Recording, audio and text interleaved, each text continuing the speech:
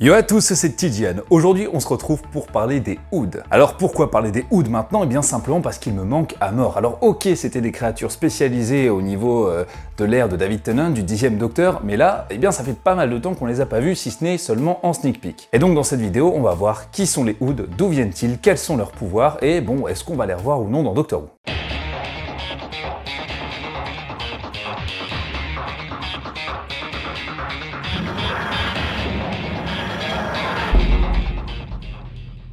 Comme je le disais, donc les Ood viennent de l'ère de David Tennant, du 10e Docteur. On les a donc vus de 2006 à 2015. 2015, bien sûr, ce n'était plus David Tennant. Alors d'où viennent-ils? Ils viennent de la sphère Ood. La sphère Ood, bon, c'est pas très recherché comme nom, mais ce qu'il faut savoir, c'est que c'est dans le même système solaire que les Sensorites. Alors qui sont les Sensorites? Vous allez me dire, on les connaît pas forcément, sauf vraiment pour vous qui êtes les plus grands fans de Doctor Who. Les Sensorites, on les a vus qu'une fois, il me semble, ou enfin très peu de fois, en 1964. Donc pour faire simple, en fait, en 2005, on a recyclé les Sensorites en Ood en les modifiant un peu, mais comme ça permet aussi de faire un rappel à une créature qui existait dans les classiques. Un point important sur les Ood, ils n'ont pas de corde vocale, ce qui veut dire que, eh bien, pour discuter entre eux, ils utilisent la télépathie. Pour justement savoir s'ils sont en communication télépathique ou non, il suffit de regarder leurs yeux. S'ils sont blancs, ils sont calmes, il ne se passe rien. S'ils sont rouges, à ce moment-là, ils sont en communication avec d'autres membres ou d'autres espèces. La particularité des Ood, c'est leurs deux cerveaux. Le premier, interne, qui gère principalement tout ce qui touche à leur vie, c'est-à-dire boire, manger, respirer, mais aussi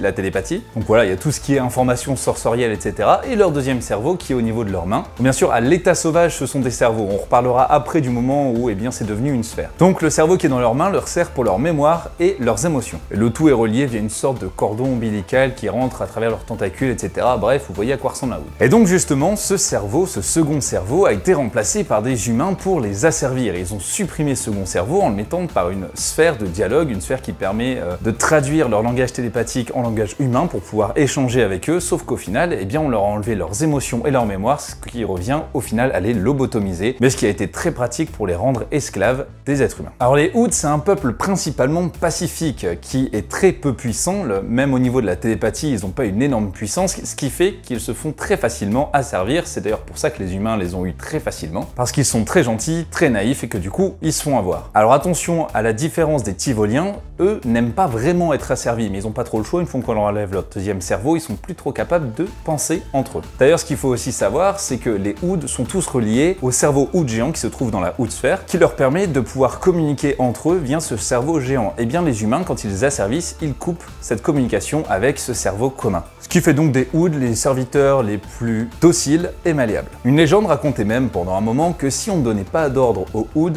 ils mouraient, car ils étaient nés pour servir les êtres humains. Bon, bien sûr, on sait depuis que c'est complètement faux. Vous savez, c'était à l'époque où les êtres humains ne les considéraient pas comme des êtres vivants à part entière, mais comme des biens matériels qui pouvaient être acquis. Mais au final, asservir les Ood et leur couper la communication avec le cerveau central Ood, on va l'appeler comme ça, eh bien ça a aussi coupé leur capacité à pouvoir faire des prophéties. Parce qu'on sait, depuis le 10e Docteur, les Ood entendent beaucoup de choses, les Ood peuvent partager beaucoup de choses, et peuvent créer des sortes de prophéties, comme on l'avait vu avec le Docteur Donna par exemple. Alors on a déjà vu deux êtres humains se transformer en Ood, car oui, c'est possible de devenir un Ood. La première, vous l'avez tous vu, dans la série, c'est simplement un Ood qui donne une potion tous les jours à son être humain, à qui il appartient, et il finit par le transformer en Ood. Le deuxième, c'est un épisode qui était spécial, un peu un hors-série, avec Einstein qui entrait dans le Tardis et qui se trompait sur une de ses potions et qui devenait un Ood. Ouais, bon, le docteur a arrangé ça, E égale MC2, etc., etc. En bref, les Ood sont des télépathes à deux cerveaux qui peuvent communiquer via un cerveau géant Ood, une sorte de cerveau centralisé de tous les membres de leur espèce. Ce cerveau se trouve dans la Ood sphère, et cette Ood sphère est un peu dirigée par un chef qui lui a un cerveau interne beaucoup plus prononcé, au point qu'on le voit carrément sortir de sa tête, et il semble beaucoup plus sage que tous les autres. Bon, là pareil, au niveau du nom pour ce personnage, ils se sont pas trop fait chier, c'est comme la Ood sphère, et bien lui c'est le Ood ancien forcément, c'est le plus vieux, le plus ancien, le plus sage, etc., etc. Quant à savoir si les Ood vont refaire une apparition ou non dans la série, eh bien je ne pense pas, ou du moins pas avec un rôle aussi important que ce qu'ils ont eu lors de l'ère de David Tennant et de son départ. Parce qu'à ce moment-là, c'était quand même des personnages récurrents qui étaient toujours là à chaque fois pour même mettre le docteur